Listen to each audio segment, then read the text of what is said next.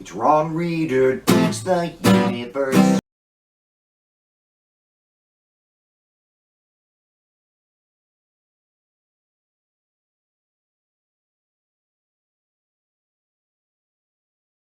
I'm Ron Reader, and this is Ron Reader Digs the Universe. And tonight, the Democrats are souring on Israel.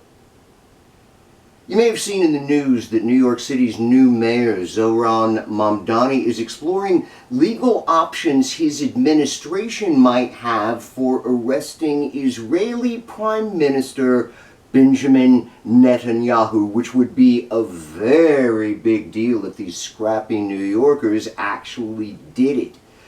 The International Criminal Court, or more simply the ICC in the Netherlands, issued a warrant for Netanyahu's arrest in 2024 for crimes against humanity perpetrated in Gaza. President Biden and other establishment Democrats condemned the legal action, as did Trump. And the Republicans particularly hate the ICC, so much so that they actually passed a law in 2002 jokingly called the Netherlands Invasion Act, which authorizes American military intervention if any of our personnel end up in front of the court. Needless to say, the U.S. isn't a signatory to the treaty that created the ICC, but I don't think there's anything in that treaty forbidding an American mayor from arresting a war criminal on their behalf. So from the ICC's point of view, Mamdani would be doing a very good thing by arresting Netanyahu. But it's not gonna happen. Foreign affairs are owned constitutionally by the feds, and Trump owns the feds. Unfortunately, Mamdani talking about all this is effectively political theater. Don't get me wrong. It's not really unfortunate, actually. It's good political theater that's making the Gaza genocide get back into the headlines, that forces squishy Democrats to make hard choices regarding where they stand on the genocide, and that pisses off Republicans.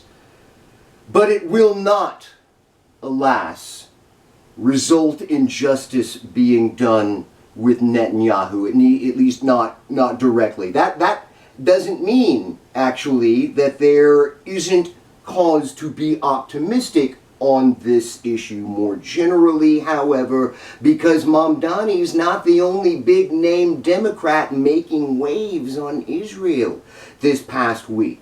Nancy Pelosi, remember her? The establishment Democrat, so establishment that she spent 8 years as House Speaker. Well, she just voted for an amendment to cut $3 billion in aid from Israel, and she did it with about half of the House Democratic caucus. She said that the party's policy on Israel isn't working, that the Netanyahu government cannot maintain its current course. The amendment didn't pass, but you've heard of the changing tide. Well, this is an effing tidal wave. The Democrats, for decades now, have supported Israel very strongly, often regardless of the Levantine nation's atrocities committed in the name of self-defense.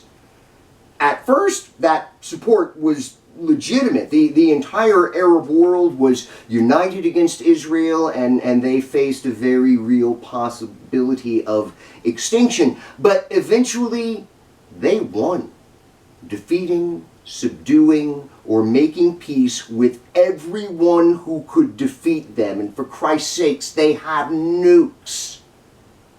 But they refuse to deal with Palestine. They won't let them become a nation state because security. They won't integrate them into their own population because security. So the Palestinians rot.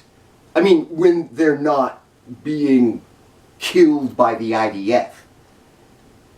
We, America, just can't support this shit. It's horrible, you know? Maybe we can't stop it, but we can sure as hell stop paying for it.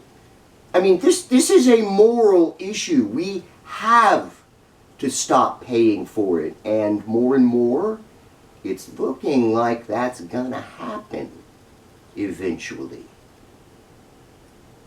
I'm Ron Reeder, and this has been Ron Reeder Digs the Universe. Join me, Ron Reeder, again next week for another episode of Ron Reeder Digs the Universe.